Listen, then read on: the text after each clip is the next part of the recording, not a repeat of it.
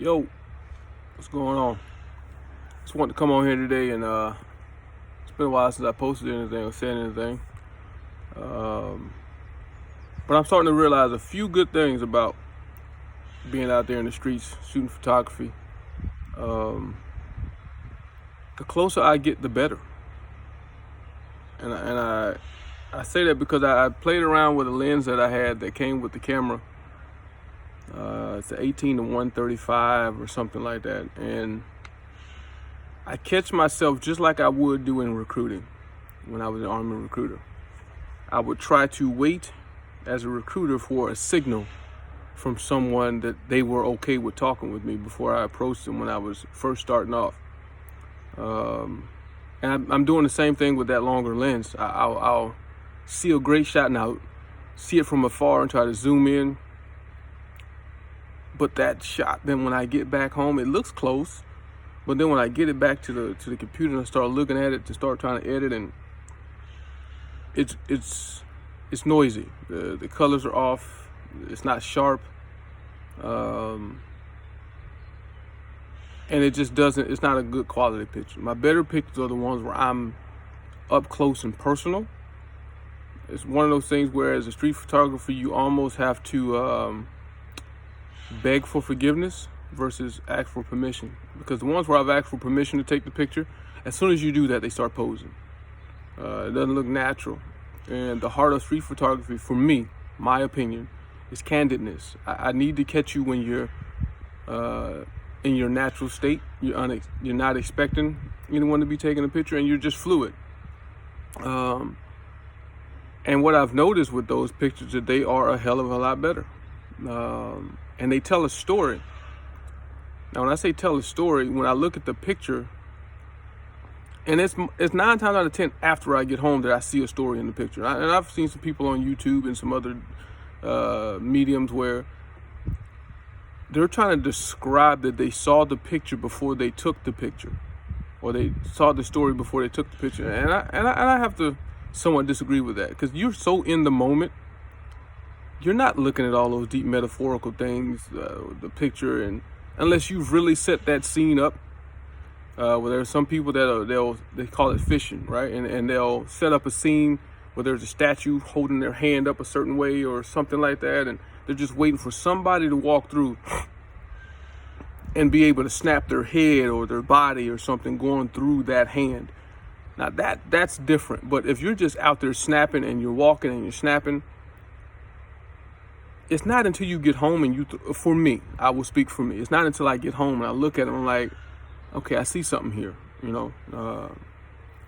because it's such a split-second decision to take that, to close the shutter on somebody. And there's not a lot of time to be thinking about setting up that scene if you're running and gunning the way I do.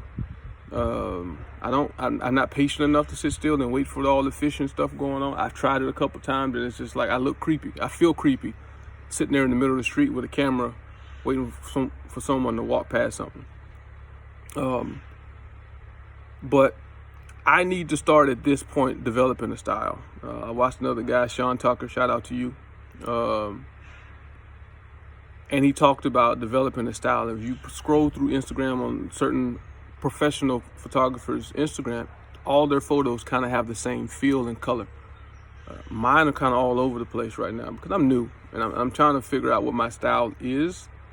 And the past couple of days I've been in a rut, not really feeling my best or at my best out there. I just feel like I'm wandering versus going out. Those days I had the great pictures. I'm going out with a purpose, and I'm aggressive, and I get kind of in people's face and space and take the pictures that I want to take. And with that, it comes with consequence. Some people tell you to get bent, and some people are like, hey man, let me see what you took. And I'm thinking they're going to be pissed. Like, let me see what you took so I can tell you to erase it. But they look at it, they look at me, and they give me a big thumbs up and a smile, and they want to trade Instagrams or ask me where they can find the picture, or, and it's just like being an Army recruiter. You think someone's going to tell you no because you get so many no's every day.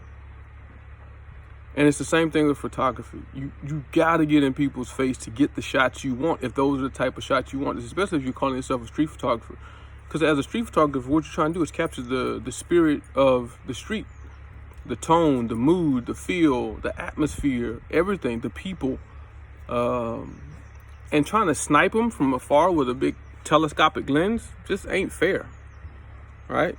They don't get to oppose. They don't get to do anything. I mean, because you're sniping them, right? So it's just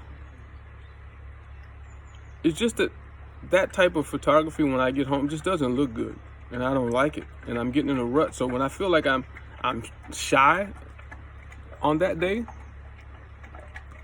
I would almost say my best bet is not to even go out until I feel aggressive. When I feel aggressive, I go out and I put my music on.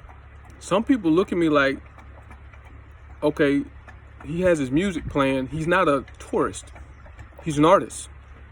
But when I have just a backpack on, I have a camera in my hand, they look at me as a black tourist. But when I go out and I have my music playing and they can hear it, I'm kind of having that vibe, that confidence, that swagger with my walk, and I snap that picture, I give them a thumbs up and I keep it moving. And I had yet to have anyone stop me and tell me, no, hey, delete that. Because they know, like, I have no ill intent with the picture. And another note, I just dropped a picture that just, I ain't gonna say went viral, but for me it was viral. Hell, normally I get maximum 20 likes on a picture, right, on Instagram. But this one went 170 something and still growing. And it was simply one of those situations where there was a bunch of kids getting off the subway, waiting at the bus stop, and I'm snapping pictures. And I went to snap a picture of a kid that was set up. I mean, he looked like a damn model leaning up against the fence. As soon as I raised my camera, he hauled ass. And I kind of said something out loud like, yo, you sitting here looking like a model, but as soon as somebody raises the camera to take a picture of you, you run, right?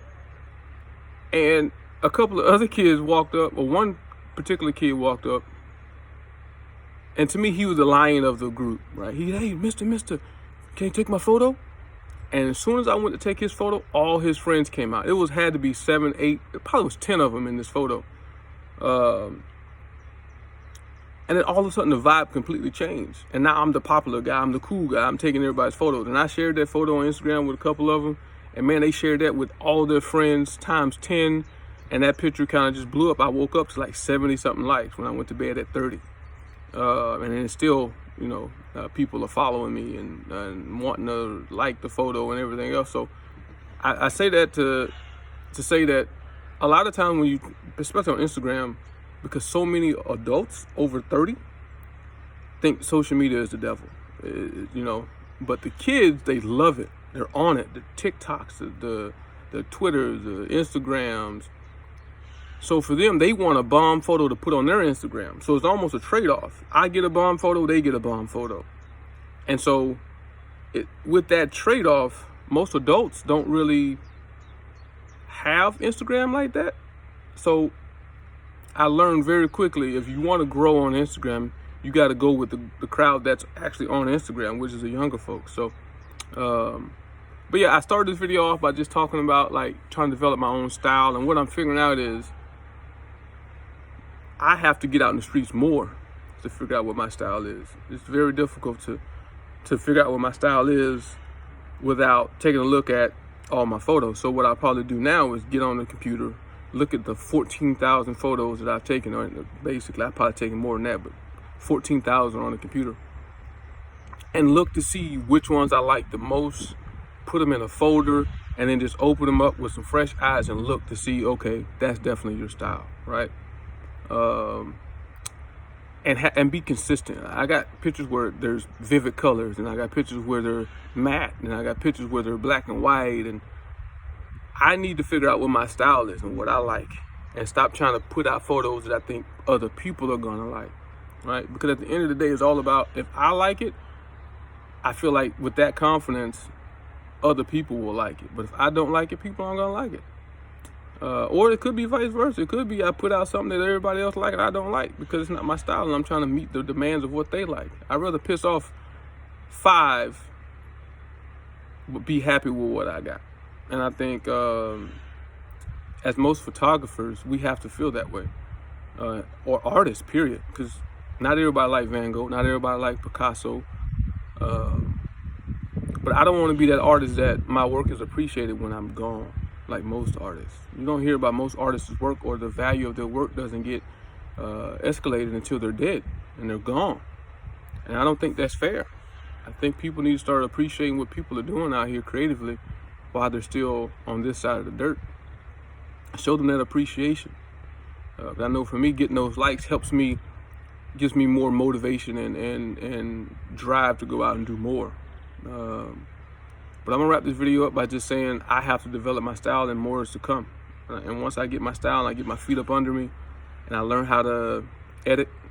But my last note, I try not to polish a turd. And when I say that, I mean, I don't try to take a bad photo, throw it in some type of apparatus, Lightroom, Photoshop, Darkroom, and all those other applications, and edit the hell out of it to make it look like a good photo. And there are some folks out there I feel like that do that, right? Because I think a lot of the time, I was telling someone else, a few other people, street photography hasn't really changed. And I think what has changed is the technology to edit these photos. The folks back in the 60s and 70s and 80s that were doing street photography, they didn't have these different things to take a good photo or a bad photo and make it great. They kind of just like, shit, I missed my opportunity to take that good photo, and it's ruined because of this, or the color was this, or the light, the shadows, a car drove past. The shot is just ruined. You don't have an opportunity to Photoshop that stuff out.